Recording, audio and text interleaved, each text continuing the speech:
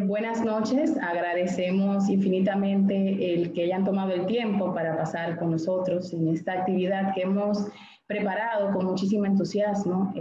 Todos, o la mayoría, habrán notado el incremento que hay en el diagnóstico de diabetes en niños cada vez más frecuentes. Hay pocos pediatras que no les haya tocado un niño debutando con diabetes 1, 2 o 3 veces en el año, o un evento de cetoacidosis que tiene que andar con la corredera de trasladarlo a un hospital porque no hay intensivo donde están, toda esta situación. Nosotros, los endocrinólogos y los intensivistas, más todavía estamos escandalizados porque pareciera que todas las semanas hay niños nuevos ingresados con algún evento de cetoacidosis, y esta es la razón de por qué hemos preparado esta actividad, para que nos pongamos en la misma sintonía, porque pues evidentemente que verdad, si todos hacemos nuestro papel en esto, en el diagnóstico oportuno de un niño con diabetes, evitamos así que haya una complicación por la misma cetoacidosis, que es la complicación más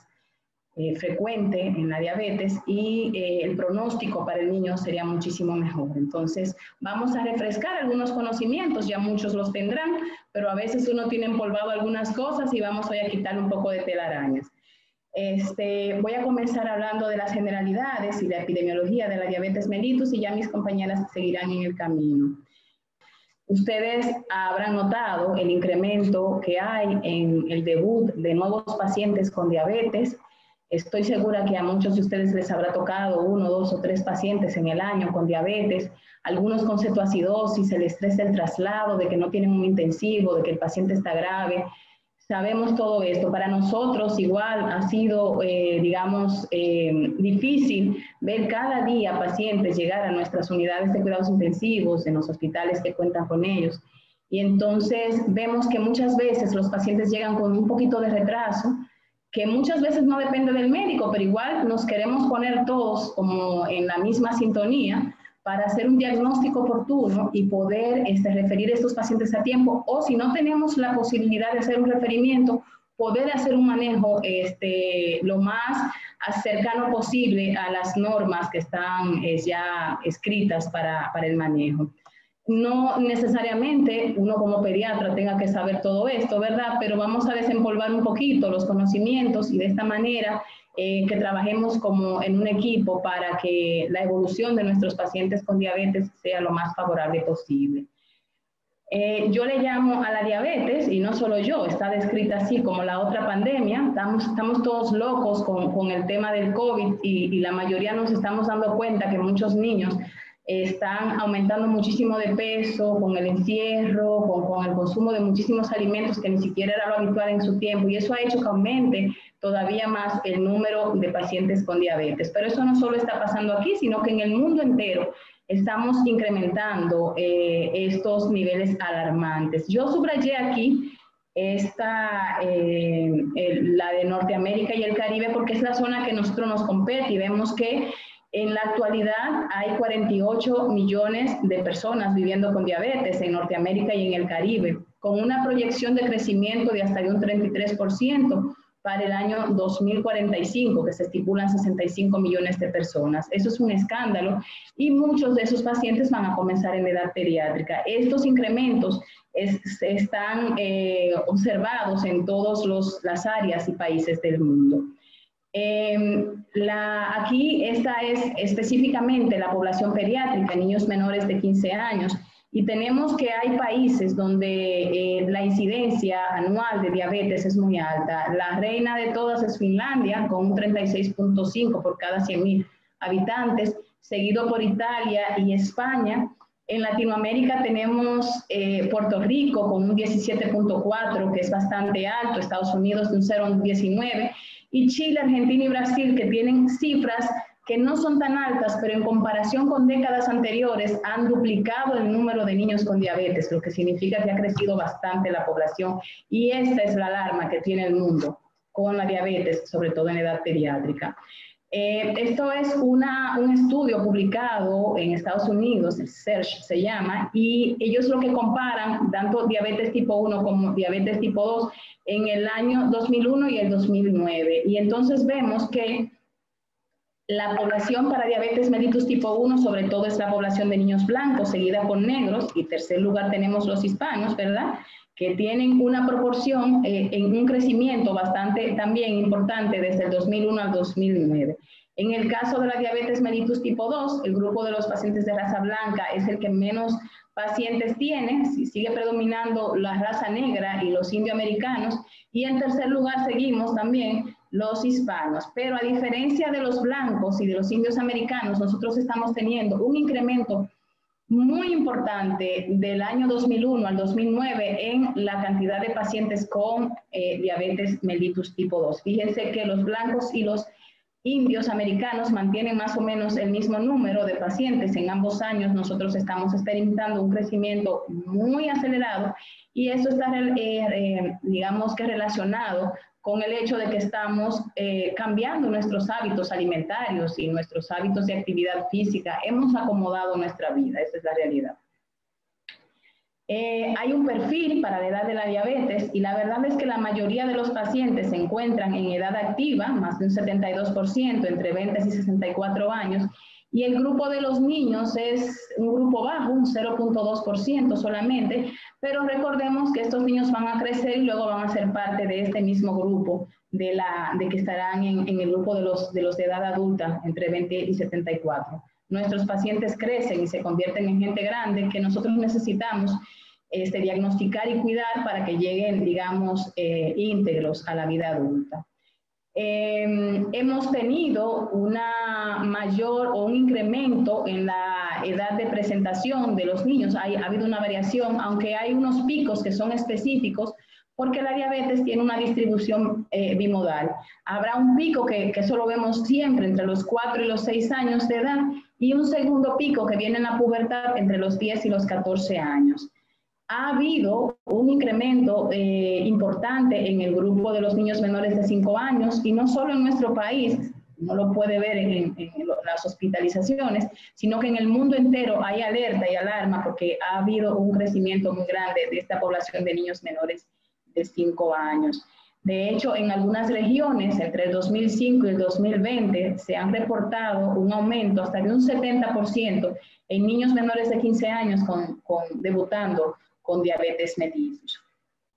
Esta es otra de las gráficas publicadas en el SEARCH, y vemos aquí están comparando la edad de inicio de los pacientes, diabetes tipo 1 y tipo 2. Vemos que la diabetes tipo 1 en los primeros 4 años de vida es exclusivamente la presentación, casi no hay ningún paciente con diabetes tipo 2.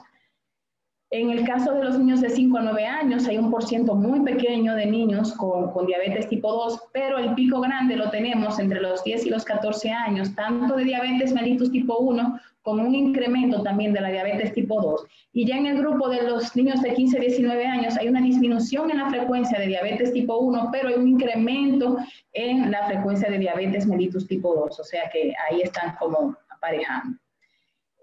Nosotros no tenemos como país todavía datos epidemiológicos sobre la diabetes mellitus. De hecho, a partir del 1 de mayo comenzamos un estudio de prevalencia que, bueno, el doctor Mola, que es quien lo está liderando, está con muchas, ¿verdad?, esperanzas en que podamos saber cuántos son los pacientes diabéticos que tenemos. Pero esta es una gráfica de los pacientes, del total de pacientes ingresados en el Hospital Robert Reed Cabral, desde enero del 2020 hasta abril del 2021 en la unidad de cuidados intensivos con eventos de cetoacidosis, porque de eso es que se trata este curso. Entonces, tenemos que de un total de 735 pacientes que se ingresaron en este periodo de 16 meses, 68 pacientes tenían diabetes mellitus o una cetoacidosis diabética, lo que realmente es un número bastante significativo. En el caso de los pacientes que ingresan en la unidad de cuidados intensivos en el Hospital General de la Plaza de la Salud, tenemos que de 1.073 pacientes que se ingresaron desde enero 2016 a abril 2021, 78 pacientes ingresaron con diagnóstico de cetoacidosis diabética, y 20 de esos pacientes estaban debutando con diabetes. Recuerden que, bueno, o no recuerden, hay un gran número de pacientes que van a tener como forma de presentación una cetoacidosis. Entonces, vamos a definir ya esta condición y la vamos a definir como una de las enfermedades crónicas más comunes en la infancia. Específicamente es la segunda enfermedad crónica más frecuente en la infancia, solamente superada por el asma, y va a ser causada por una deficiencia generalmente absoluta de insulina, en el caso de los pacientes con diabetes mellitus tipo 1, por una destrucción de las células beta, productoras de insulina, o una disminución en la acción de la insulina en el caso de los pacientes que tienen diabetes mellitus tipo 2. Recordemos que la insulina es la responsable de entrar la glucosa dentro de la célula. En el paciente diabético tenemos glucosa de más, pero no tenemos la insulina, que es la llave que la entra dentro de la célula y por lo tanto la célula va a estar en ayuno. Como está en ayuno, recordando la bioquímica, ella va a estimular, ¿verdad?, todas las fuentes donde podemos extraer azúcar y entonces al hígado le pide azúcar, a la grasa le pide azúcar, al músculo le pide azúcar y esto va a causar más hiperglicemia en el paciente. Entonces aquí la gran ausente en la diabetes es la insulina y es la que necesitamos suplementar. Esta es una imagen de cómo se agotan este es un islote de Langerhans saludable, muy bien, con sus células beta, estas azulitas, productoras de insulina y con cómo liberan insulina al torrente sanguíneo. En este caso, este es un islote con diabetes mellitus tipo 1 y vemos que las células beta ya no están igual que estas, sino que están destruidas y no tienen la capacidad de producir insulina, por lo tanto, el paciente va a comenzar, ¿verdad?, con las manifestaciones por el déficit. Muchos de los padres, cuando el niño debuta con diabetes, quieren que le hagan una resonancia, una tomografía, una sonografía para ver qué fue lo que pasó en el páncreas y se desilusionan mucho cuando ven que la sonografía del páncreas o la tomografía o la resonancia resulta normal. Lo que pasa es que estos son cambios microscópicos, siempre les explicamos que no hay forma de poder, ¿verdad?, visualizarlo por un estudio de imagen. En el caso de la diabetes mellitus tipo 2, el páncreas produce insulina, de hecho produce insulina en grandes cantidades, pero hay una alteración en el receptor. Es como que la insulina y la glucosa no tienen la capacidad no son afines, no son amiguitas, no se unen, y por lo tanto tampoco entra dentro de la célula y esto es lo que hace que el paciente comience a presentar las hiperglicemias. No hay una prevalencia de un sexo determinado en los niños con diabetes tipo 1, ni en el tipo 2 tampoco, pero sí en algunos países se ha visto una mayor presentación en el sexo masculino que en el sexo femenino, pero esto no ocurre en todos los países. Sabemos que la diabetes, aunque no tenemos una causa definida que yo le pueda decir a un padre, bueno, a su hijo le dio diabetes por tal o cual condición, ¿verdad?, o causa, sí hay algunos factores que están asociados y la genética, como sabemos, que somos un puño, ¿verdad?, de genes, participa de manera activa. Y las evidencias para esto es que si no hay antecedentes familiares, la incidencia de diabetes es hasta de un 0.4%. Si el paciente es hijo de una madre con diabetes, el riesgo de padecer diabetes incrementa de un 1 a un 4%. En el caso de un hijo de un padre afectado, el riesgo va de un 3 a un 8%. Si son hijos con ambos padres afectados, se ha informado hasta de un 30% de riesgo para diabetes. Para hermanos que no son gemelos del paciente afectado, el riesgo es de un 3 a un 6% a los 20 años, pero esto incrementa hasta un 10% a los 60 años. En el caso de gemelos disigóticos, hasta un 8%, y en el caso de los gemelos monocigóticos, tenemos que un 30% dentro de los 10 primeros años después del diagnóstico de diabetes del primer gemelo y hasta un 65% de concordancia para los 60 años de edad del paciente. O sea que esto es la evidencia de que sí hay un tema genético de por medio. Hay otros factores de riesgo. Tenemos las infecciones virales, en particular las infecciones respiratorias o por enterovirus. Y aunque esto no ha podido ser demostrado, pareciera que las infecciones no es que causan diabetes per se, sino que en un paciente que viene predispuesto es como el que va a taquete e enciende el interruptor, ¿verdad?, del paciente, del niño. La dieta, sabemos que una dieta inflamatoria con alimentos de pobre valor nutrimental, pobre en fibra, alta en grasa, en azúcares simples, sobre todo si son azúcares procedentes de fuentes como el maíz, u otras fuentes que no es la caña, hay más riesgo de que este paciente tenga obesidad y, por supuesto, diabetes.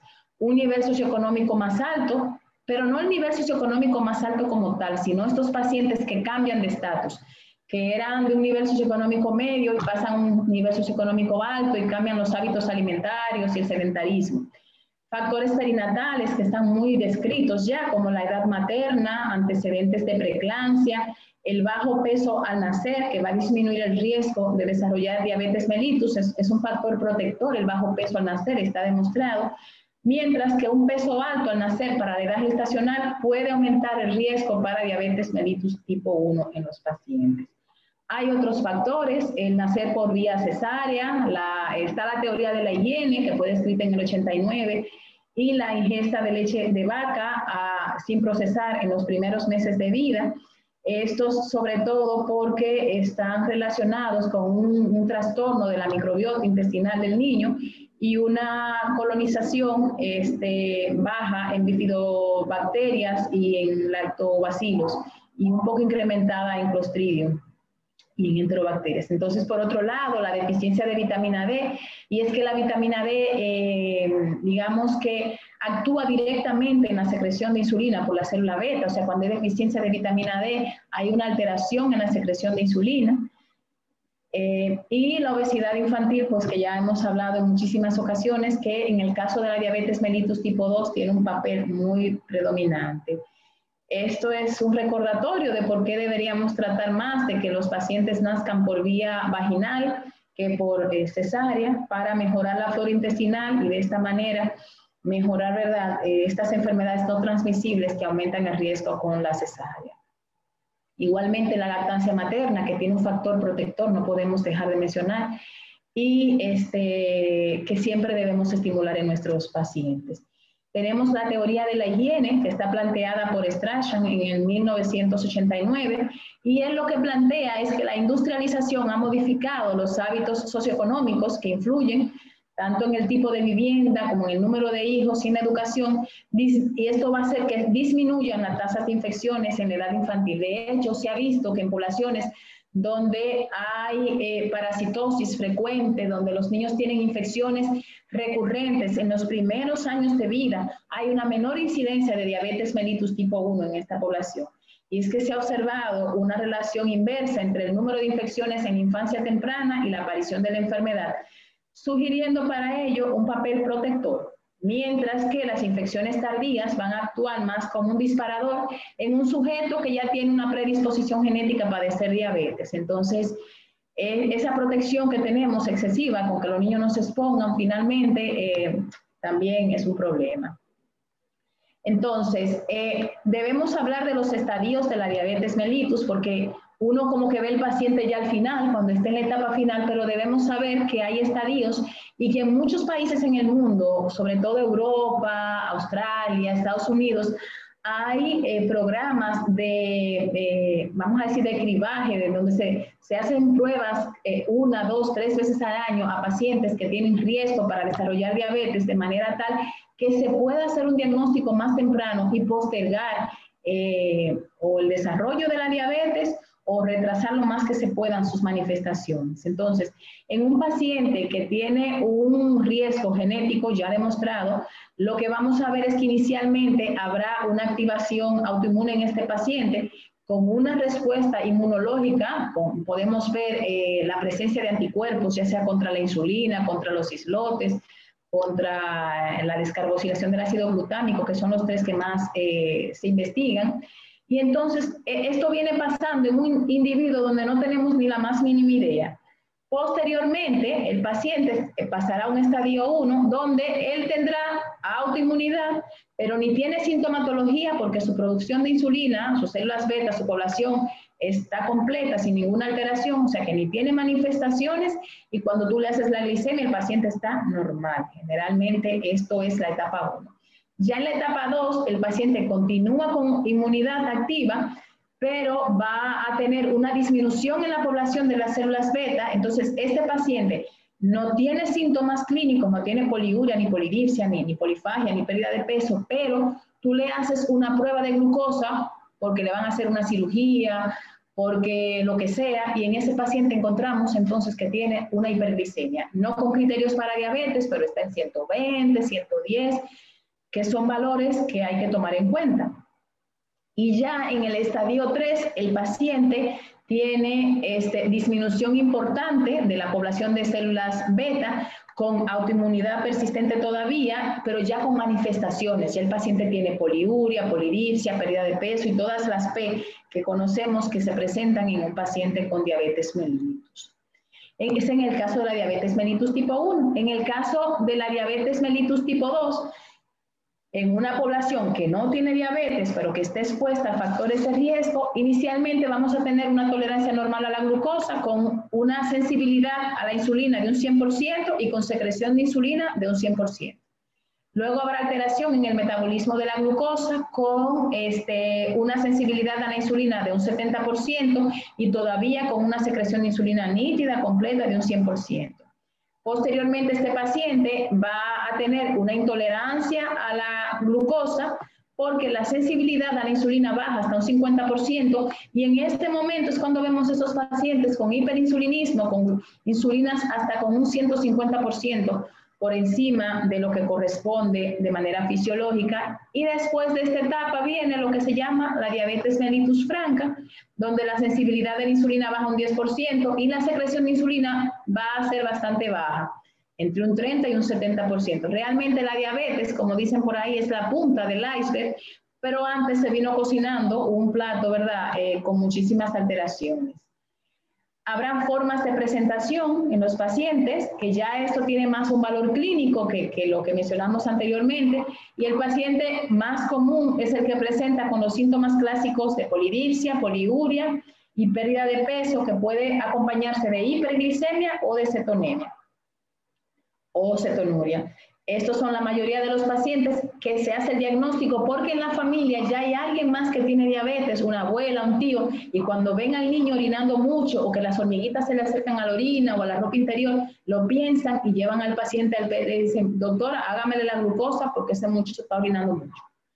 Están los pacientes que tienen cetoacidosis diabética, hay un % grande de niños que van a debutar, como mencionamos anteriormente, y están esos pacientes que son un descubrimiento incidental y silencioso, que son los que están en la etapa 2, donde hay hiperglicemias leves a moderadas, pero donde no hay ninguna sintomatología en el paciente.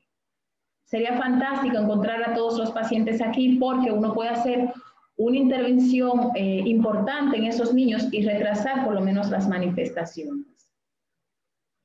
La poliuria, voy a describir brevemente, ya estoy, cada una de ellas, tomar en cuenta que puede presentarse como nicturia, o sea, el niño puede en el día manejar muy bien los esfínteres, pero en la noche se pasa la noche entera levantándose, o enuresis, o incontinencia diurna, que el niño está en la escuela forzado, que no puede aguantar la pipí y quiere salir muchísimas veces, en un niño que ya controlaba los esfínteres, dice, pero este muchacho está orinando y antes no se orinaba, ¿qué está pasando?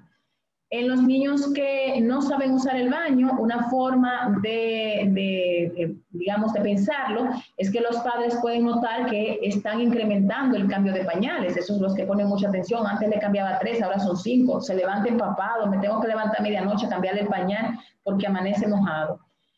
En el caso de la polidipsia, habrá un aumento en la sed debido a un aumento de la osmolaridad sérica y por la hiperglucemia y la hipovolemia que presenta el paciente por las pérdidas urinarias. Y la pérdida de peso es el resultado de la misma hipovolemia, porque el paciente está deshidratado, perdiendo líquido todo el tiempo, y por un aumento del catabolismo, porque el cuerpo está tratando de sacar glucosa, ya sea de los músculos, de la grasa, del hígado, para resolver la hipoglicemia que tiene la pobre célula.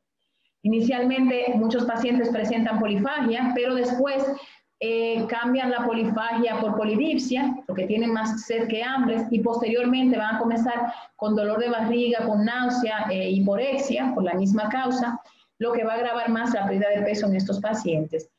Se ha visto que los síntomas clásicos de poliuria y polidipsia van a estar hasta en el 90% de los pacientes cuando se hace el diagnóstico. Otras formas de presentación son las candidiasis. Estos pacientes que tienen pañalitis, que no mejoran, siempre es bueno hacerle una glicemia para ver. y porque es una manifestación relativamente común, sobre todo en los niños, en los lactantes y en los niños pequeños, aunque los vemos realmente en todos los grupos de edades. Muchos niños van a tener alteraciones visuales porque hay una opacidad del cristalino por los valores de glucosa, y la cetoacidosis que dijimos que es la segunda forma de presentación de la diabetes mellitus en la mayoría de las poblaciones. Puede variar la presentación de la cetoacidosis hasta en un 30%, digo, en un 30% es lo más frecuente, pero puede llegar hasta un 67% la frecuencia de presentación. O sea que todas estas debemos tomarlas en cuenta en un paciente que estamos pensando que pudiera tener diabetes. Y finalmente, quise poner esta diapositiva porque no solamente por la parte pediátrica, sino todos nosotros, adultos, los médicos que andamos corriendo de aquí para allá y que a veces no nos ponemos, ni siquiera nos concentramos en las manifestaciones que está dando nuestro cuerpo. Uno no tiene a veces tiempo ni de ver cuántas veces hizo pipí o si bebió agua o si no bebió. Y entonces tomar en cuenta que el número de personas con diabetes aumentó de 108 millones en el 1980 a 422 millones en el 2014, lo que es un incremento demasiado grande, ¿verdad? La diabetes es una importante causa de ceguera, de insuficiencia renal, de infarto de miocardio, accidente cerebrovascular y la causa número 1 de amputación de miembros inferiores en el mundo. Todas estas son condiciones invalidantes que disminuyen la productividad de la persona que lo está padeciendo y la calidad de vida, además de incrementar el consumo de la familia porque hay gastos extras en salud que antes no estaban concentrados. Entre el 2000 y 2016 se ha registrado un incremento del 5% en la mortalidad prematura por diabetes, o sea que ha aumentado dentro de los mismos pacientes con diabetes, ha habido un incremento en la mortalidad. Y en el mismo año, en el 2016, se estimó que la diabetes fue la causa directa de 1.6 millones de muertes. Esos son familias que muchas veces se quedan sin el proveedor principal, hijos que se quedan sin padre, mujeres que se quedan sin maridos, y esto va a causar un desajuste tanto en la familia, ¿verdad? Sobre todo si quien fallece es un niño, que es una pérdida realmente irreparable. Entonces, por eso debemos tener en cuenta ese diagnóstico, hacerlo temprano y pensar siempre en que nosotros mismos debemos cambiar nuestros hábitos, actividad física, comer saludable, porque si no nos incluyen en estas estadísticas. Muchísimas gracias por su atención. Estaremos abiertos para preguntas cuando correspondan. Y en este momento le vamos a dar el paso a la doctora Mercedes Ramos, quien va a continuar con un tema que pues, es bastante dirigido para los pediatras, porque es lo que el pediatra debe conocer de su paciente con diabetes mellitus. Muchísimas gracias por su atención. Buenas noches, muchas gracias por la oportunidad. Este es un tema de gran importancia para nosotros los endocrinólogos y desde el punto de vista pediátrico, porque debemos recordar que el manejo de los pacientes pediátricos con diabetes debe ser un manejo multidisciplinario en el que el pediatra juega un papel de gran importancia por ser el médico de cabecera de nuestros niños. Entonces vamos a hablar un poquito de lo que el pediatra debe de conocer de su paciente con diabetes.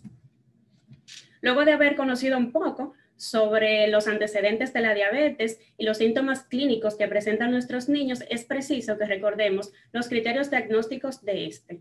Y entonces aquí podemos tomar uno de estos 4 parámetros que ya están establecidos. Uno de ellos es una toma de glicemia al azar que resulte con una glicemia por encima de 200 miligramos sobre decilitro, tomando en cuenta en este momento que hay algún síntoma cardinal de diabetes. Y a esto nos referimos a que haya poliuria, polidipsia o pérdida de peso. Otro criterio diagnóstico que podemos utilizar es la toma de una glicemia en ayunas por encima de 126. Este valor debe darnos en más de una ocasión luego de un periodo de ayuno. Y nos referimos a un periodo de ayuno a la no ingesta de calorías durante al menos 8 horas. En otro caso, podríamos tomar o realizar una curva de tolerancia a la glucosa. Sin embargo, en el caso de los niños y los adolescentes, generalmente estos presentan síntomas cardinales que son claros cuando hablamos de la diabetes tipo 1 y generalmente no es necesario hacer la curva de tolerancia. Otro parámetro que podemos utilizar es la medición de la hemoglobina glucosilada. Sin embargo, en este caso tenemos que tener pendiente que esta debe ser realizada en un laboratorio estandarizado bajo las reglas ya establecidas y que unos valores por encima de 6.5 de manera independiente no nos hace el diagnóstico de diabetes. Es decir, que cuando tengo unos niveles de hemoglobina glucosilada por encima de 6.5, esto debe de hacerse acompañar de datos de hiperglicemia o bioquímicamente de hiperglicemia. Una vez conocido el diagnóstico de la diabetes en nuestros niños y adolescentes, pues tenemos que tener claro que un manejo exitoso de nuestros niños va a depender de varios factores y que nos compete a nosotros equilibrar el objetivo de un control glucémico estricto. Para esto debemos de establecer metas que sean realistas para cada niño y su familia. En este punto es importante tomar en cuenta que cada paciente es individual y, por supuesto, cada familia es individual. Además, debemos de capacitar al paciente y a su familia en técnicas de autocontrol de la diabetes y verificar y estar muy pendientes de mantener un crecimiento, un desarrollo y maduración emocional normales en nuestros niños. Y por supuesto que apoyemos de manera la independencia de cada paciente de manera particular y fomentar en ellos el autocuidado de la diabetes a medida que el niño vaya creciendo. Luego de haber conocido estos parámetros que son de gran importancia para nosotros, es preciso que recordemos que hasta la fecha tenemos un único tratamiento para el caso de los niños con diabetes cuando nos referimos a diabetes tipo 1 y que en este caso pues es la sustitución hormonal de precisamente la hormona insulina.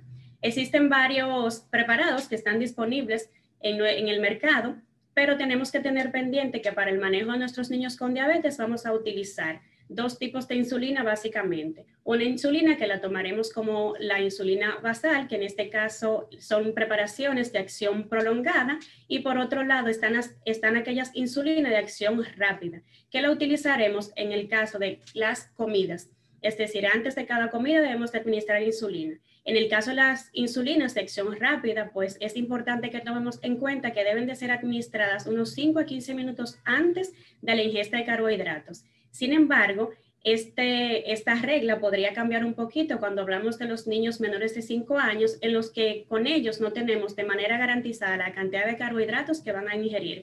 Por lo tanto, en este tipo de pacientes, pues podemos tener el chance de administrar la insulina una vez hayan ingerido la cantidad de carbohidratos.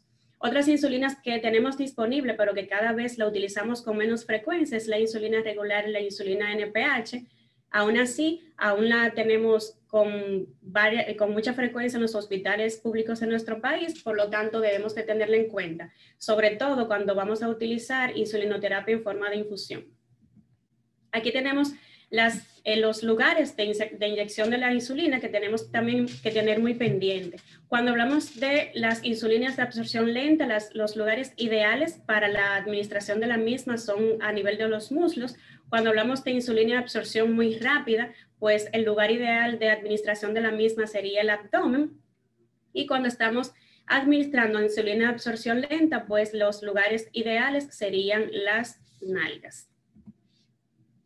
Es importante que tengamos pendiente que el manejo insulínico en situaciones especiales pues va a ser un tanto diferente. Sin embargo, esto no quiere decir que vamos a suspender la administración de insulina, sino que vamos a hacer ajustes de acuerdo a los niveles de glucemia que tenga nuestro paciente y siempre tratar de garantizar la ingesta por vía oral, que ésta sea suficiente. En caso de no poder conseguirlo y de que el cuadro clínico de este momento pues se nos agrave un poquito, podríamos entonces sugerirles que sean trasladados a un hospital para que la vía de administración, en este caso, sea endovenosa.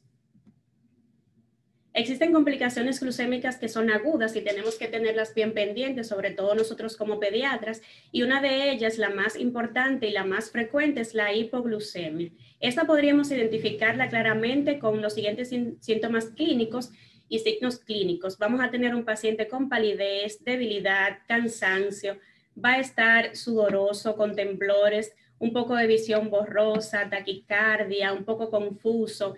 En algunos pacientes pueden manifestar que tienen mucha hambre. Sin embargo, ojo con esto, porque los pacientes más pequeñitos, sobre todo los menores de 5 años, pues pueden tener lo contrario y es que se tornan un poco hiporéxicos. Entonces, esto hay que tenerlo pendiente. Otra de las complicaciones de la diabetes, pues, es la cetoacidosis diabética, un tema de mucha importancia para nosotros. Esto se refiere a un estado grave que se va a caracterizar por la disminución de insulina efectiva, sea esta por un déficit absoluto o un déficit relativo de la misma, lo que va a aumentar consecuentemente la liberación de hormonas contrarreguladoras, causando entonces en nuestros pacientes hiperglucemias, alteraciones hidroelectrolíticas y acidosis metabólica.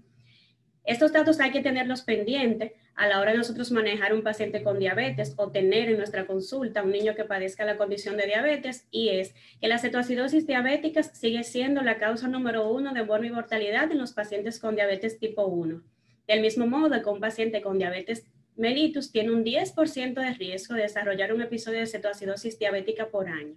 Y este riesgo va a aumentar si hay un episodio previo o un factor de riesgo asociado. Es decir, que si yo tengo un paciente con diabetes y presentó un episodio de cetoacidosis, pues este tendrá mayores probabilidades de presentar un nuevo episodio de cetoacidosis en el próximo año. Es importante resaltarles que del 50 al 70% de este cuadro es debido a omisión del tratamiento o a un mal manejo de una enfermedad infecciosa subyacente en pacientes que ya son conocidos con diabetes. Nos referimos a esto en pacientes que ya son conocidos con la condición de diabetes, que por alguna razón pues no se administran la insulina. Estos tienen muchas probabilidades de presentar un cuadro de cetoacidosis, pero del mismo modo, aquellos pacientes que presenten cualquier condición que suelen presentarse en la edad pediátrica, algún proceso infeccioso, pues en estos momentos su organismo va a requerir un poco más de dosis de insulina, y si no tomamos esa medida a tiempo, pues la consecuencia podría ser una de las complicaciones, en este caso la cetoacidosis diabética. Es importante recordar además que esta es la forma de presentación inicial en un 15 o un 70% de los pacientes pediátricos que debutan con diabetes tipo 1. En el caso de los que debutan con diabetes tipo 2, pues representa un 25%. Nos referimos a esto, hacemos referencia a esto, en que la mayoría de los pacientes, fíjense que un 70% de ellos pueden debutar con un cuadro de cetoacidosis. Esto porque no han sido identificados los signos y síntomas clínicos que ha venido presentando nuestro niño. El grupo de riesgo, o más que con mayor frecuencia nos presenta esta complicación, pues son aquellos que tienen menos de 5 años, los que presentan o que viven bajo un nivel socioeconómico un poco bajo, y en aquellos pacientes que tal vez no tengan diabetes, pero sí tengan una condición que necesiten el uso de corticoides, inmunosupresores o diazoxida.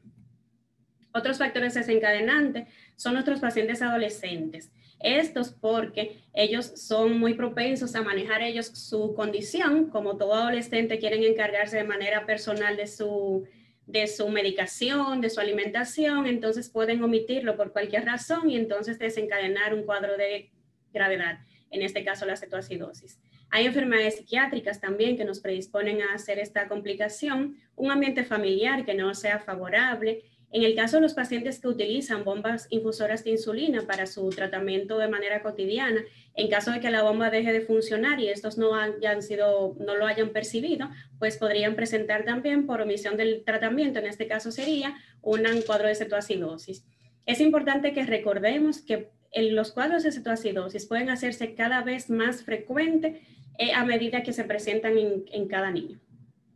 Otros factores importantes a tener en cuenta al momento de desencadenarse este cuadro es en el caso de las insulinas. Cuando tenemos una insulina en mal estado o que ha sido guardada de una manera no adecuada o que la insulina esté caducada, también podría esta perder su efecto y dejar de funcionar. Por lo tanto, el paciente no va a recibir su medicación y presentar la complicación. La administración de insulina también en zonas que son distróficas, cuando nuestros pacientes se inyectan de manera recurrente en el mismo sitio, pues esto puede provocar hipolipodistrofia, y entonces aquí ya la inyección no, o más bien la hormona no hace su efecto, por lo tanto el paciente no está recibiendo su terapia farmacológica. Otros factores importantes que son desencadenantes también de un cuadro de cetoacidosis, son enfermedades interrecurrentes. Había mencionado que por aumento de las hormonas contrarreguladoras, pues entonces nuestro paciente va a tener una mayor necesidad insulínica, y esto son cuadros que generalmente los vemos en todos los pacientes pediátricos cuando hablamos de procesos infecciosos que pueden ser de tipo viral, bacteriano, las enfermedades respiratorias que son muy comunes, las de vías urinarias o digestivas, en un paciente que tenga alguna enfermedad grave, el estrés emocional y si son sometidos o no a un procedimiento quirúrgico o a traumatismos que sean graves. Entonces, los criterios diagnósticos para hablar de una cetoacidosis diabética tenemos que tener en cuenta lo siguiente: una glucosa en sangre que supere los 200 miligramos sobre decilitro, con un pH venoso por debajo de 7.3, una glucosuria, cetonuria y cetoacidonemia que estén presentes. Pueden existir, ojo con esto, algunos pacientes que presenten valores normales de glucemia, puesto que ya han sido tratados. Y también esto es importante tenerlo pendiente en adolescentes embarazadas. En este momento, entonces, tendríamos un caso de cetoacidosis euglucémica. ¿Y por qué puede ocurrir? Recuerden que los pacientes o los padres de niños con diabetes, pues ellos están ya un poco confiados sobre el uso de insulina, y ante cualquier cuadro infeccioso o que ellos entiendan que el paciente necesita un poco más de insulina, pueden sobremedicarlos, y al momento de ellos llegar a nuestra emergencia o a nuestro consultorio, nosotros tomar una glicemia, esta glicemia tornarse en valores dentro de lo normales. Sin embargo, los síntomas clínicos de la descompensación van a persistir. Por lo tanto, esto es importante que lo tengamos siempre pendiente. Entonces, ¿qué es lo que pasa luego de que nosotros ingerimos alimento? Para que entendamos un poquito más sobre el tema que estamos conversando. Pues luego de que yo ingiero un alimento, voy a tener obviamente unos niveles altos de glucosa que van a estar elevados en sangre. Esto va a tener dos efectos: uno estimulante de las células beta pancreáticas, que por supuesto entonces van a liberar la insulina. Esta a su vez a nivel del hígado va a provocar la absorción de glucosa y la va a almacenar en forma de glucógeno. Pero por otro lado, estos mismos niveles altos de glicemia van a inhibir las células alfa del páncreas, por lo tanto no va a haber liberación de glucagón. Por otro lado, si los niveles de glicemia están bajos, pues va a ocurrir lo contrario, va a haber una inhibición de las células alfa pancreáticas, por lo tanto no va a haber beta pancreática, perdón, por lo tanto no va a haber liberación insulínica. Sin embargo, va a haber un estímulo a las células alfa, por lo tanto vamos a tener una liberación de glucagón. ¿Y qué va a pasar consecuentemente? Que el hígado va a liberar glucosa a partir del glucógeno. Esto es importante tenerlo en cuenta porque habíamos dicho en un momento que tendríamos hormonas contrarreguladoras elevadas cuando tenemos un cuadro de cetoacidosis, y que por esto se va a desencadenar todo lo que hemos conversado. Entonces, ¿qué va a pasar? Tenemos glucagón, hormona de crecimiento, adrenalina y cortisol que van a estar elevadas. A nivel del hígado, ¿qué va a pasar? Vamos a tener un aumento de la glucogenólisis, de la gluconeogénesis y cetogénesis. A nivel de músculo vamos a tener proteólisis, aminoácidos que van a estar libres, y un aumento también de la glucogenólisis. A nivel de tejido adiposo vamos a tener lipólisis, incremento de ácidos grasos libres. ¿Y esto qué me va a traer como consecuencia? Pues hiperglicemia, cetosis y acidosis metabólica. Entonces es importante que recordemos esto.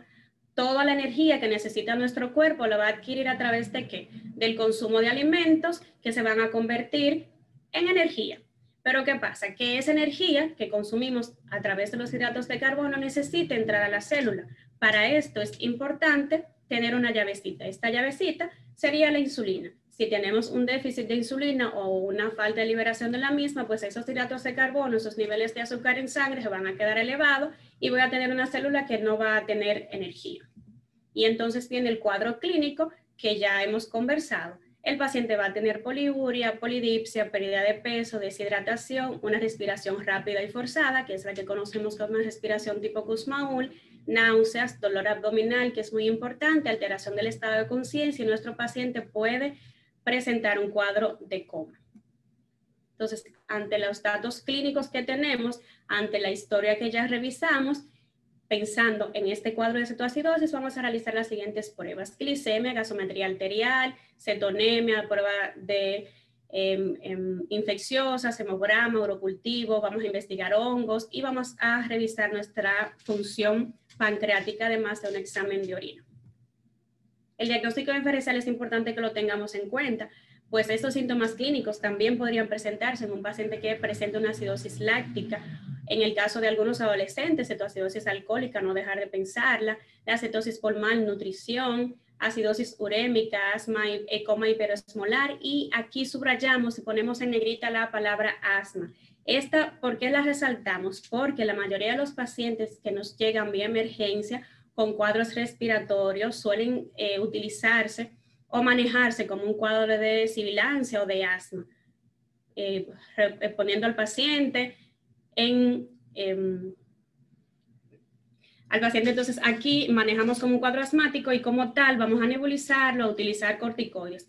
No es que no podemos utilizarlo y no es que un niño con diabetes no me pueda hacer un cuadro respiratorio. Sin embargo, es importante que tengamos en cuenta el cuadro de cetoacidosis en un niño que conocemos con diabetes o un niño que presente los síntomas clínicos que ya hemos mencionado. Algunas complicaciones que podría mencionarlos, recordarles sobre la cetoacidosis diabética, sería la hipocalemia, el edema cerebral, edema pulmonar, hemorragia a nivel del sistema nervioso central, arritmias cardíacas, el fallo renal, necrosis intestinal, la pancreatitis y mucormicosis. Recordar, y esto es muy importante que lo tengamos en cuenta, y es que los pacientes pediátricos del 0.5 al 3% presentan cetoacidosis diabética y esto representa un % importante de mortalidad, y que hasta el 90% de esos pacientes que me presentaron cetoacidosis diabética pueden presentar un edema cerebral. Otras situaciones que debemos de recordar como pediatras es que nuestros niños con diabetes no dejan de ser niños porque tengan la condición de diabetes. Por lo tanto, es importante que tengamos monitorizado su crecimiento y desarrollo por lo menos 1 o 2 veces al año. De esto va a depender, además, algunos ajustes insulínicos que podamos utilizar o que requiera nuestro paciente, y otras condiciones que se pueden asociar a los pacientes con diabetes y que tenemos que tener bien pendientes son enfermedades autoinmunes, sobre todo tiroiditis a nivel, o sea, de la glándula tiroides. También podemos tener enfermedades que tienen que ver con la enfermedad celíaca, por ejemplo, es muy frecuente cuando hablamos de autoinmunidad. Desórdenes psiquiátricos, de esto, el más llamativo que con mayor frecuencia se presenta es la depresión, sobre todo en pacientes adolescentes y sobre todo aquellos que ya tienen más de 5 años de diagnóstico. Entonces, es importante que tengamos en cuenta ante nuestro paciente pediátrico que además padece la condición de diabetes, que debemos de revisar todo lo que tiene que ver con su, primero, desde el punto de vista pediátrico, y segundo, agregarle a esto las condiciones que debo de tener pendiente por su condición de diabetes. Por eso es importante que revisemos sus ojos, que revisemos sus riñones, que revisemos todo lo que tiene que ver con el sistema nervioso, alteraciones en el crecimiento, en el peso, y estos chequeos, o nos vamos a enfocar en estas condiciones de manera anual. En algunos casos podríamos esperar hasta 5 años si tenemos un paciente bajo control glucémico. Otras enfermedades ya mencionadas son la celiaquía, el déficit de vitamina D, la lipohipertrofia, que esta debemos de revisarlo en cada consulta. Recuérdenlos muy bien, estar pendiente de los sitios donde nuestros pacientes inyectan su insulina. Otro tema importante que debemos de tener siempre pendiente es la alimentación de nuestros niños. Al igual que sus pares, nuestros niños con diabetes deben de ser alimentados de una manera adecuada. De un 50 a un 55% de las calorías deben de ser consumidas como hidratos de carbono, pero de esto, la mínima cantidad debe de ser consumidos en forma de azúcares simples. Menos del 35% deben de ser consumidas como grasa y de un 15 a un 20% como proteína. En cuanto al ejercicio, pues siempre es importante que tomemos controles glucémicos antes y después de la actividad física, sobre todo si nuestro paciente va a realizar actividades que tengan que ver con ejercicios aeróbicos, pues con estos tenemos una mayor tendencia a disminución de los niveles de glicemia durante la actividad física y luego de la actividad física hasta 24 horas después. Por lo tanto, es sumamente importante que tengamos pendiente la toma de glucemia. Y en caso de que vaya a realizar este tipo de actividad, pues debería de tener por encima de 250 miligramos sobre decilitro antes de someterse a la actividad física. Muchas gracias. Vamos a pasar con nuestra compañera Denny Guillén, quien tendrá con nosotros el tema del manejo desde el punto de vista pediátrico, algunas eventualidades comunes. Buenas noches. Agradecer al Grupo Mejía Arcalat por la oportunidad de compartir con nuestros colegas pediatras para comentar un poco sobre cómo debe ser el manejo de eventualidades comunes en nuestros niños con diabetes. Recordar que los niños con diabetes no son niños enfermos, no son niños diferentes a los niños de su edad, sino más bien que son niños con una condición que pueden padecer las diferentes enfermedades comunes propias de la edad. Si bien es cierto que los pacientes que están bien controlados, que tienen un buen control glucémico, van a presentar el mismo riesgo que los pacientes comunes en la edad pediátrica. Lo menos cierto es que cuando ellos son expuestos o presentan procesos infecciosos, van a presentar una mayor susceptibilidad a descompensarse, por ende van a requerir un mayor control metabólico para poder detectar a tiempo estas eventualidades.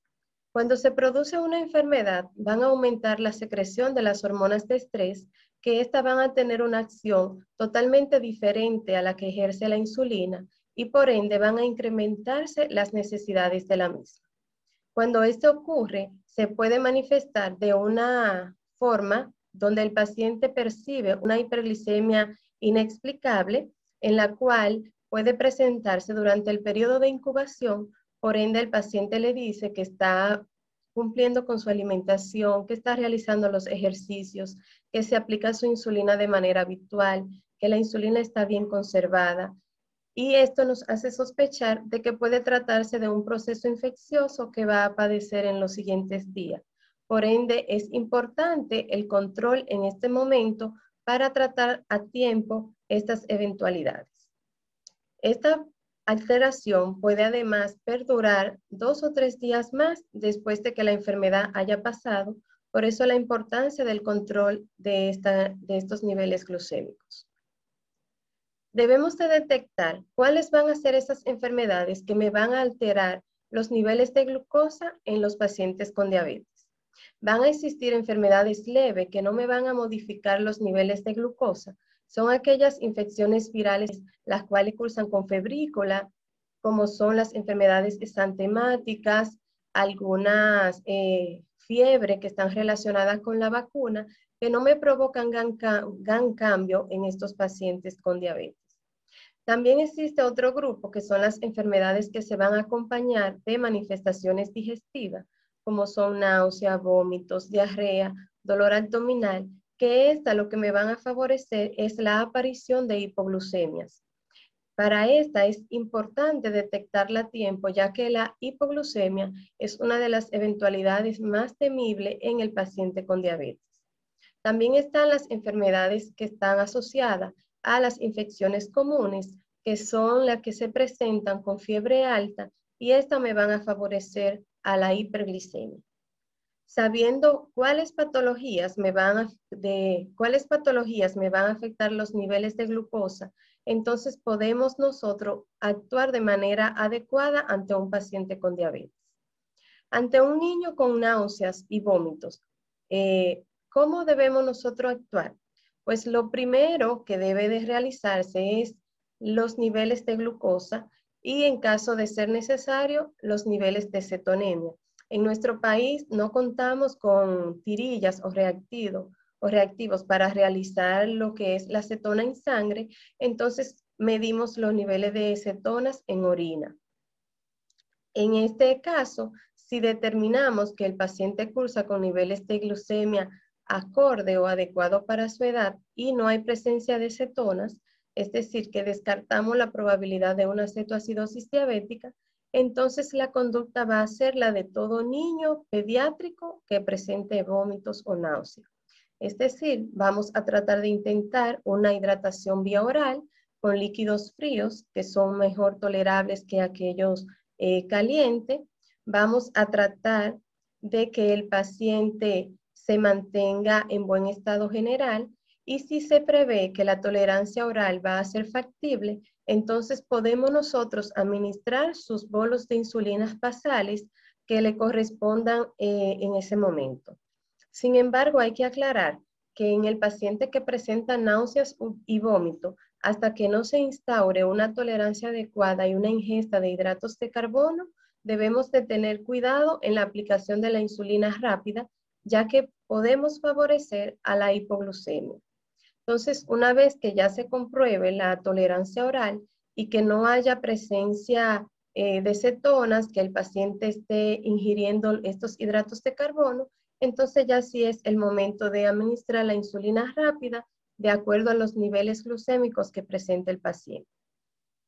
En el caso contrario de que el paciente no nos tolere la vía oral o que presente hiperglicemia persistente o que midamos los niveles de cetonas en orina y esto estén con más de 2 cruces, o en el caso de que pudiéramos medir la cetona, que haya cetonas en sangre, entonces debemos de iniciar la hidratación por vía endovenosa. ¿Cómo lo vamos a hacer?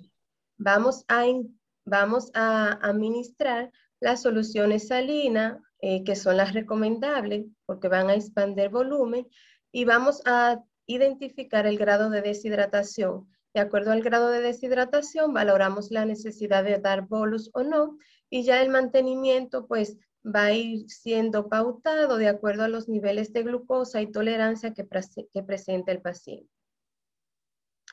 Otra enfermedad frecuente en la edad pediátrica es la diarrea. Esta va también a conllevar a un proceso de deshidratación en el paciente diabético y en caso de no atenderse a tiempo, pues puede desencadenar complicaciones.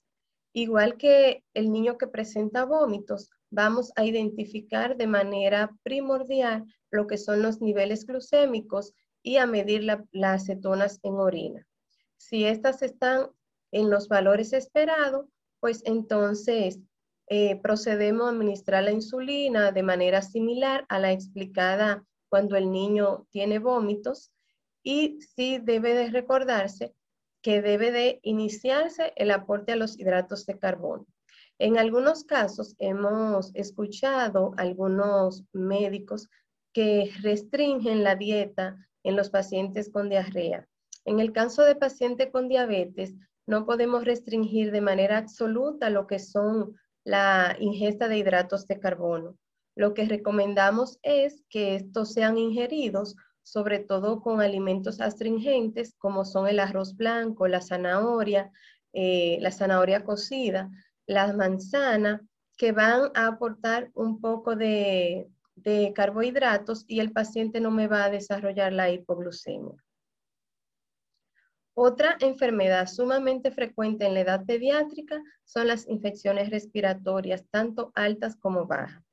Las infecciones respiratorias, como todos saben, son las enfermedades más prevalentes en la edad pediátrica y en los pacientes diabéticos no es la excepción.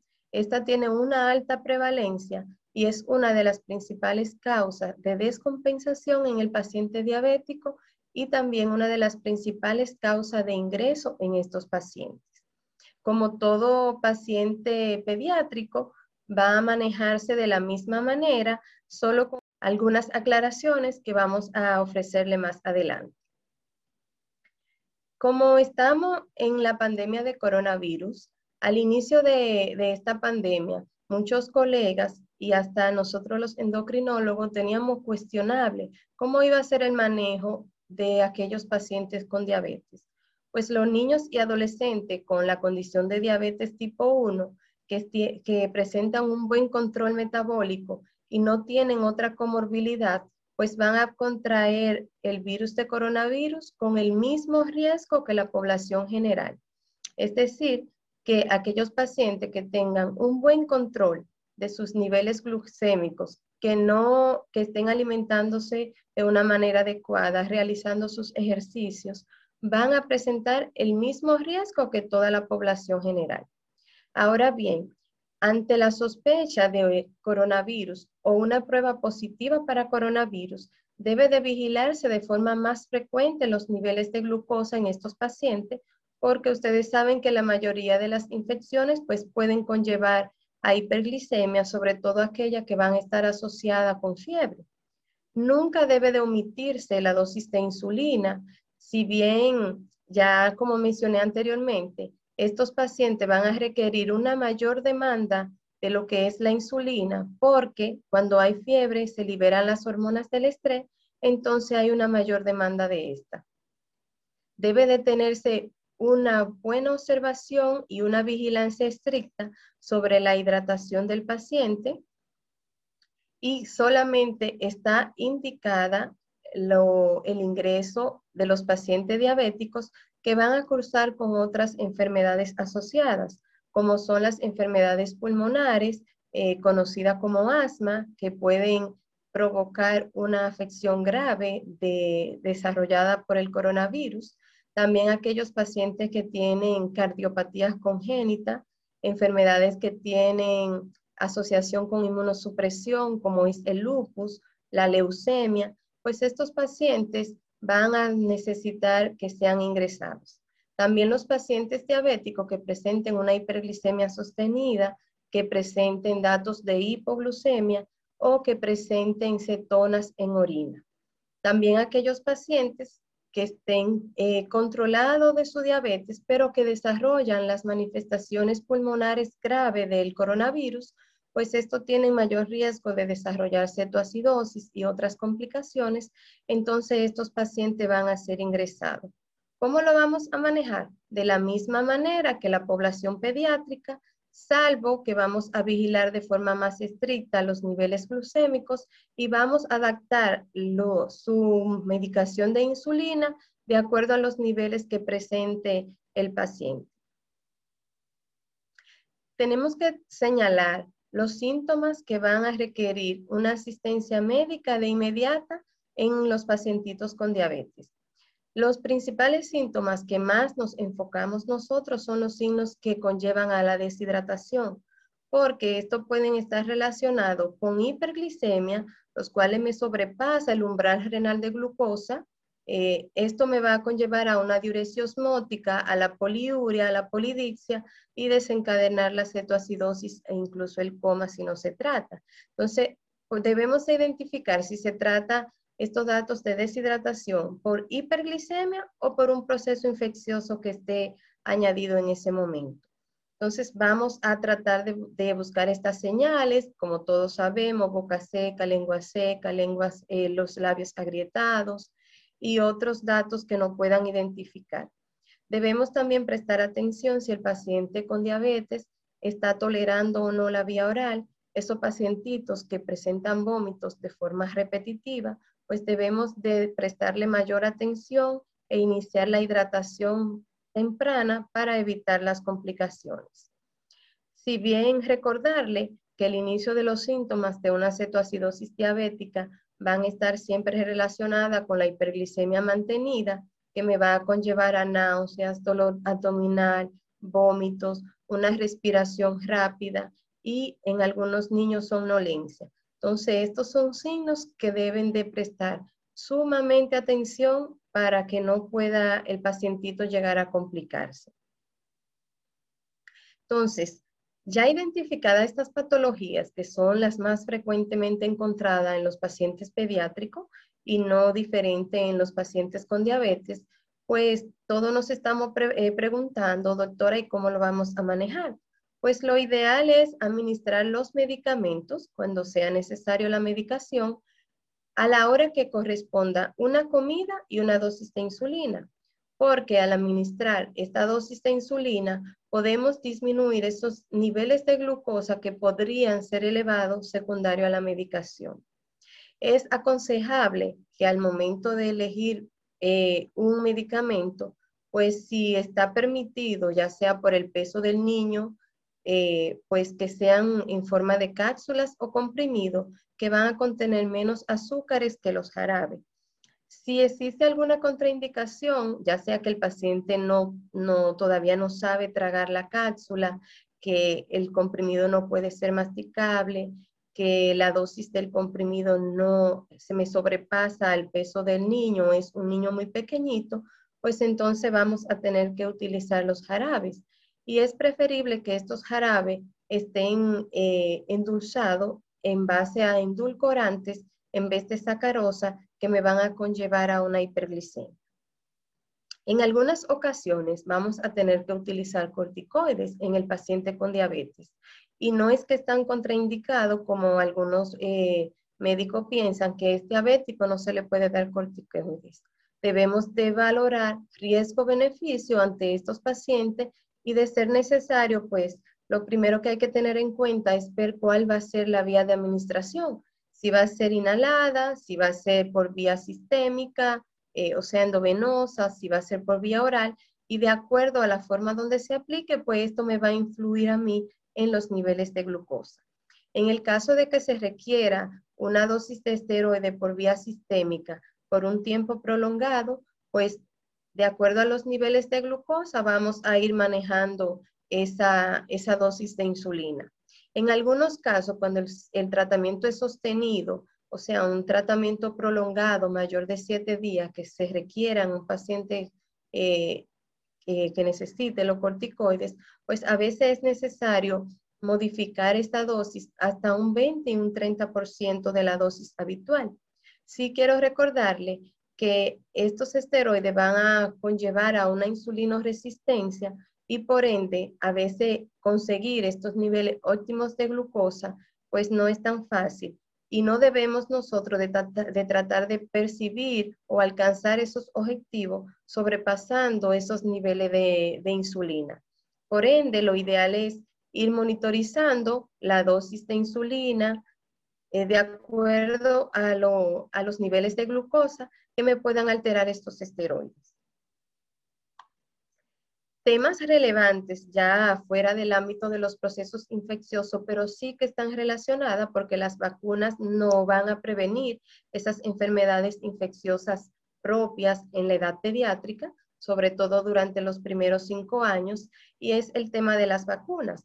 Pues todo niño con diabetes, al igual que la población general pediátrica, debe recibir las vacunas que están recomendadas a esta edad. Vamos a tener alguna salvedad con las vacunas que son a virus vivos, sobre todo en aquellos pacientitos que no tienen un buen control glucémico, pero en el paciente bien controlado y las vacunas que no sean a virus vivo, pues están todas recomendadas en el paciente diabético. Otro tema que nos cuestionan mucho es acerca de las heridas. El niño con diabetes, sobre todo diabetes tipo 1, va a presentar una cicatrización normal de las heridas. Por tanto, en este paciente vamos a proceder igual que la edad pediátrica común. Vamos a lavar la herida, desinfectarla. Si es necesario antibióticos, pues tomar la medida de que en lo posible que sean comprimidos o cápsulas para evitar esa hiperglicemia.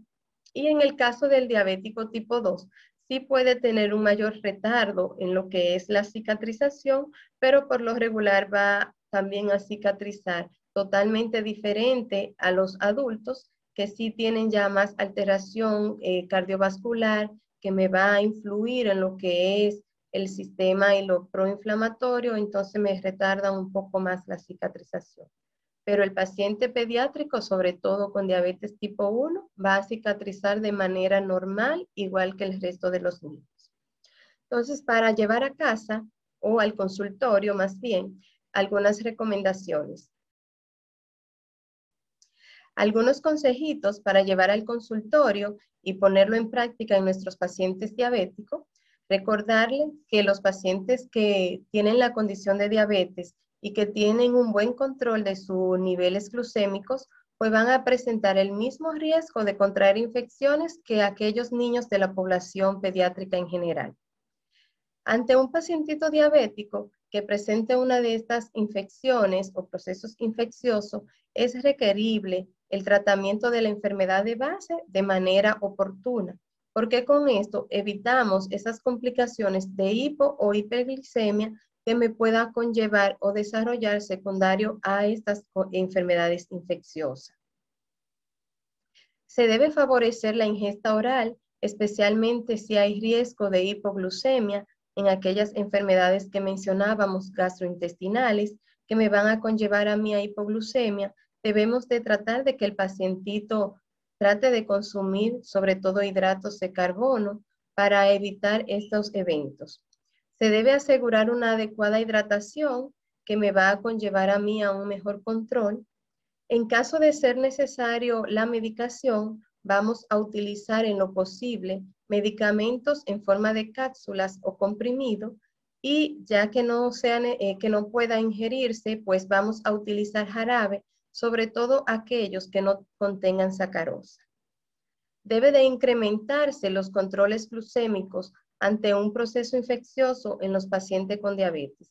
Es decir, que si el pacientito se medía 3 veces al día sus niveles de glicemia, es probable que ante un proceso infeccioso debamos de medir 5 o 6 veces al día para poder identificar a tiempo estas alteraciones. También es importante medir los niveles de cetonas en orina porque con ello podemos identificar el riesgo de desarrollar cetoacidosis.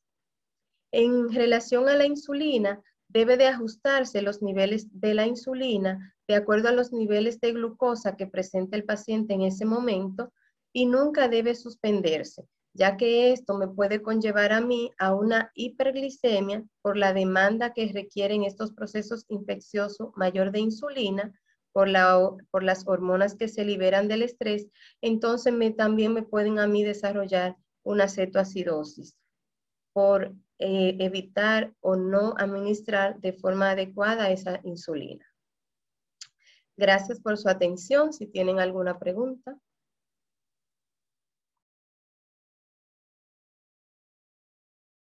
Tenemos algunas preguntas. Gracias, doctora Mercedes Ramos. Muy interesante su exposición. Y gracias por compartir con nosotros sus conocimientos, sus grandes conocimientos adquiridos tanto en la especialidad de pediatría como en su formación en el Hospital Niño Jesús. También, también a la doctora Denis Guillén. Muchas gracias, doctora. Una exposición muy clara, brillante y con sus grandes conocimientos que también obtuvo en el Hospital Mount Sinai y en nuestro Hospital Robert Gil Cabral.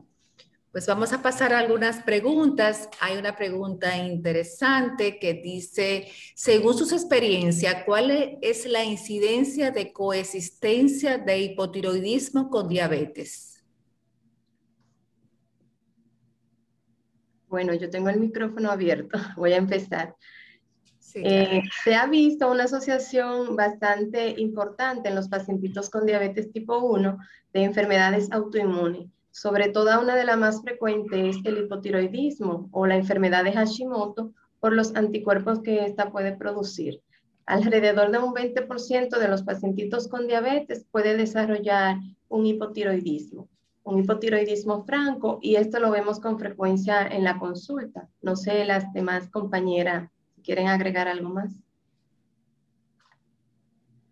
De hecho, buenas noches, un placer. De hecho, sí hay un incremento, no solamente de enfermedad tiroidea, sino de cualquier enfermedad autoinmune en los pacientes que tienen diabetes mellitus tipo 1. También podemos ver enfermedad de Addison, que es mucho menos frecuente que la enfermedad tiroidea, enfermedad celiaquía o cualquier enfermedad reumática autoinmune pueden presentar también. De hecho, un paciente con diabetes siempre estamos pendientes o vigilando autoinmunidad en tiroides y en suprarrenal, que es donde más frecuente pueden presentarse. Muy bien, muchas gracias, doctoras. Tengo una pregunta también muy interesante. Dice que ¿cuál es su opinión sobre el uso de antiagregantes y anticoagulación en pacientes pediátricos con COVID-19? Bueno, voy a hablar yo otra vez porque como traté lo del coronavirus, como dije cuando expuse esa parte, el coronavirus va a ser una enfermedad que se puede presentar también en los pacientitos con diabetes. Gracias a Dios, en los niños en la edad pediátrica, esta se presenta de forma leve. Sin embargo, en aquellos pacientitos que pueden desarrollar compromiso cardiovascular, sí está permitido la utilización de antiagregantes porque se coloca riesgo-beneficio. De hecho, hay publicaciones donde se ha utilizado con buen éxito estos antiagregantes. Perfecto. Sabemos que la dieta keto está muy de moda y yo sabía que no iba a faltar una pregunta al respecto. ¿Puede un paciente diabético tipo 2 llevar una dieta keto?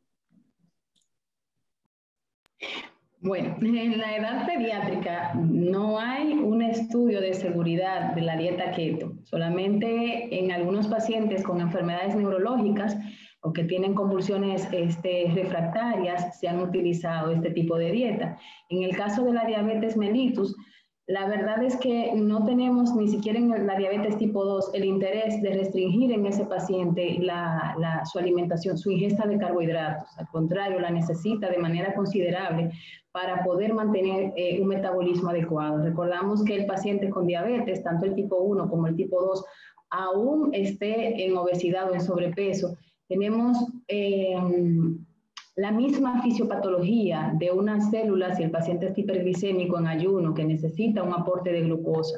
Y entonces hay un riesgo en los pacientes diabéticos de, llevando dieta keto, de que hagan un evento de cetoacidosis muchísimo más frecuente, que es, digamos, la complicación más temida por el riesgo que trae esto para los pacientes. No está aprobada en pediatría y tampoco en los pacientes con diabetes mellitus tipo 1, tipo 2 en edad pediátrica.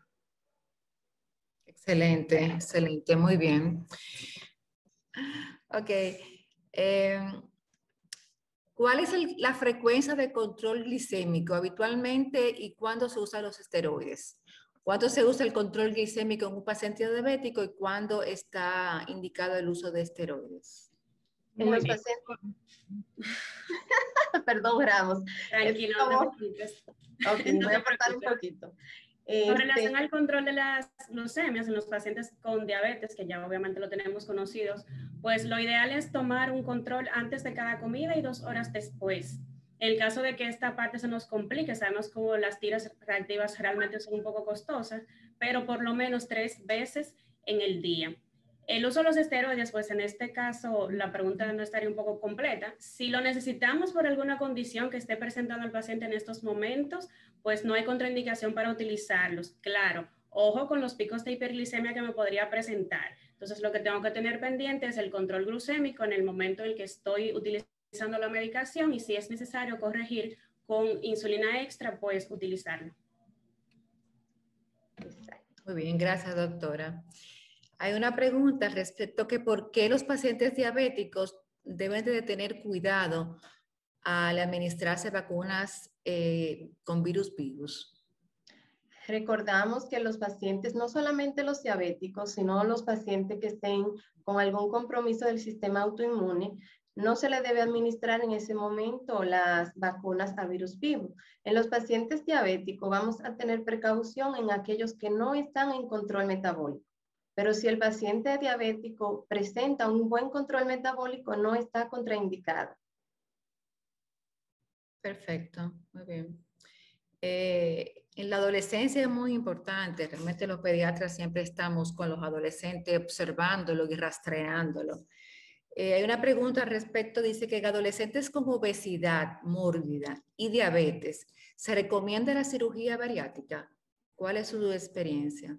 Bueno, la verdad es que está aprobada la cirugía bariátrica para niños mayores de 16 años. Se había tratado de acortar el tiempo a los 14 años.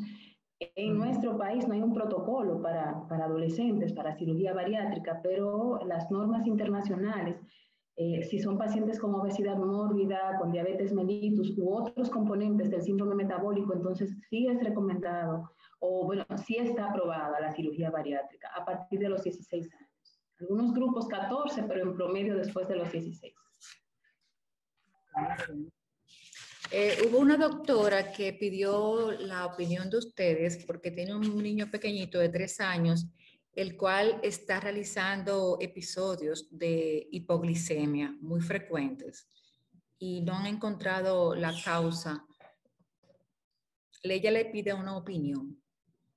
Bueno, la hipoglicemia, que no necesariamente guarda relación con la diabetes, porque las hipoglicemias que hacen los diabéticos es un efecto adverso del tratamiento de la diabetes, que aunque es un poco estresante, pero es parte de la diabetes. No hay que tener miedo, no dejamos de usar insulina porque va a ser hipoglicemia, ¿verdad? Ahora, un niño de 3 años que está haciendo episodios de hipoglicemia pueden ser muchísimas causas. Una puede ser que el aporte de nutrimento no sea el adecuado, otra puede ser que el paciente tenga una falla en las hormonas contrarreguladoras. Entonces, esos pacientes generalmente tratamos de, digamos, llevarlo a la hipoglicemia o de captar una hipoglicemia en él y tomar las hormonas contrarreguladoras para ver si es que hay un déficit de cortisol, un déficit la hormona de crecimiento o de glucagón o de cualquiera de las otras hormonas. Otra causa también pueden ser los hiperinsulinismos. Esto en niños de 3 años tendrían que ser hipoglicemias muy severas. Es muy raro un niño de esa edad con hiperinsulinismo, pero también se investigan en ellos los valores de insulina durante el episodio de hipoglicemia. A veces hay pacientes que son curiosos y que en la familia hay un abuelito o un tío que está utilizando antidiabéticos orales, medicación para la diabetes por vía oral, y a veces los niños realmente lo que hacen es que se toman sus pastillitas, y eso ha pasado unas cuantas veces. Entonces hay que pensar en todo cuando un niño hace hipoglicemia, en todo. Tenemos aquí una pregunta que es mucho de fisiopatología. Nos dice que ¿por qué se produce la hipopotasemia al usar insulina en infusión?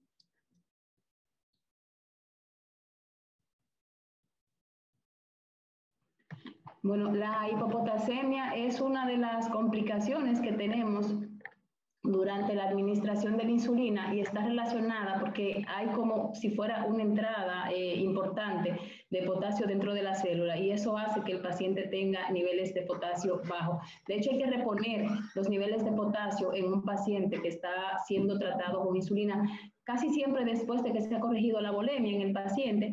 Y hay una pérdida importante, no solamente de potasio, sino de fósforo. Por eso la recomendación es administrar potasio, el potasio como forma de cloruro y como forma de fosfato de potasio también. Muy bien. Hay muchas preguntas. Por la gran incidencia de la patología en sí, eso genera muchas preguntas, pero esas preguntas van a ser luego contestadas a nivel de la página, de nuestra página. Le damos las gracias a todos ustedes por participar en este importante taller. Doctoras, muchas gracias por su participación, una exposición clara, brillante y muy precisa. Muchas gracias a todos y que pasen muy buenas noches. Gracias por la invitación. Buenas